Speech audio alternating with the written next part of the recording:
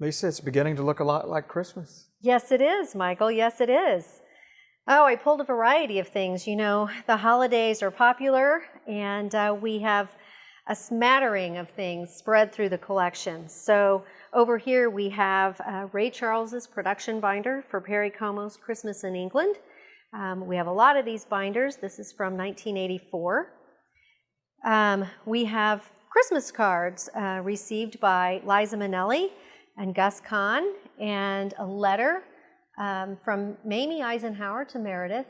They were both Iowans, and they had a long-standing correspondence relationship. We have a preview recording of It's Beginning to Look a Lot Like Christmas, written by Meredith Willson. Some Santa Claus letters from the Gus Kahn collection, which are just one of my favorites. And then from the score of Here's Love, written by Meredith, we have Pine Cones and Holly Berries that inserts It's Beginning to Look Like Christmas. I don't know another word for that.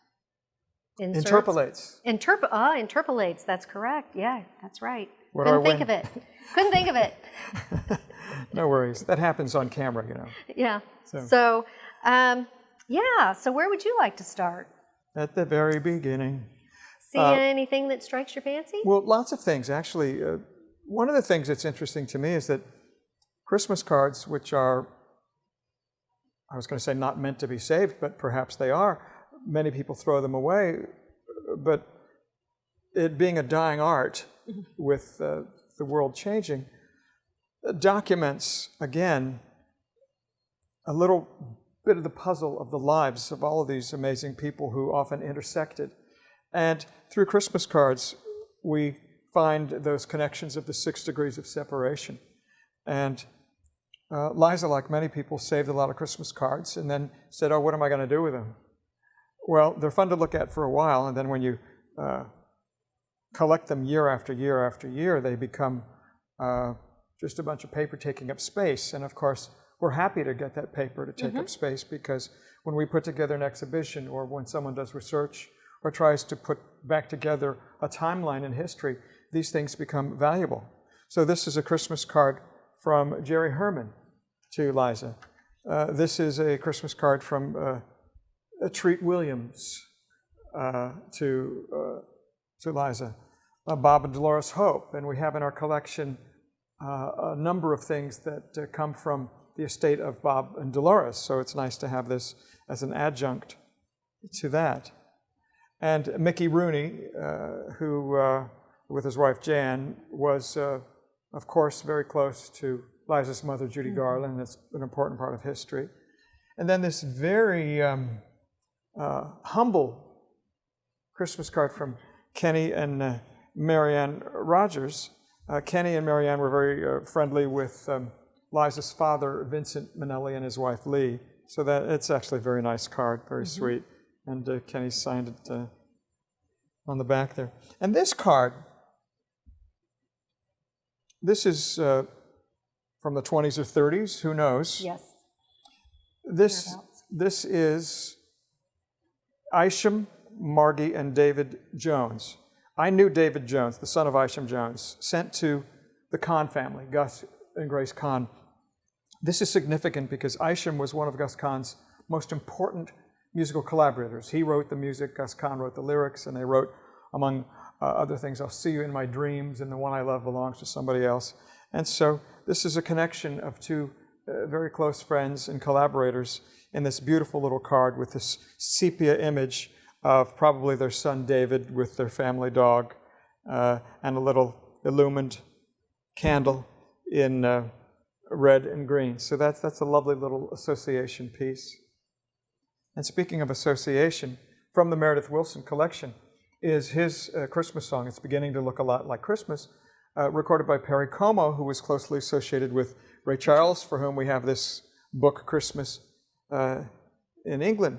And it's interesting that we have this connection of Ray Charles and Meredith Willson and Perry Como, who were all Gentile, which is a rarity in the history of American popular song and in the history of Christmas music, because Most of the Christmas hits were written by Jewish songwriters. But here we have a almost all Gentile display, except for Gus Kahn. I think Isham Jones was Gentile as well. But we'll get to the Jewish part in a second. This book that Lisa pointed out to you is a presentation copy of the Broadway score, Here's Love, written by Meredith Willson in the 1960s.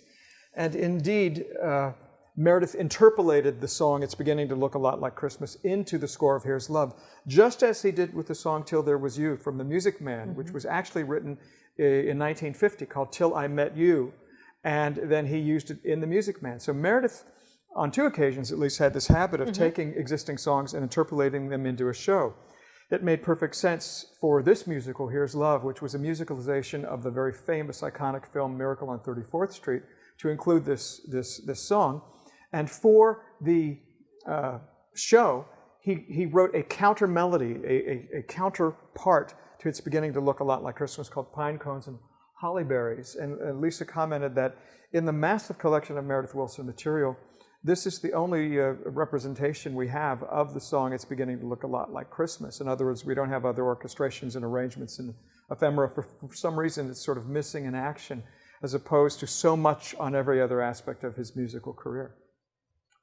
Now that... Yes. I'm going to turn that around. That is a snowman. Tell us about that snowman.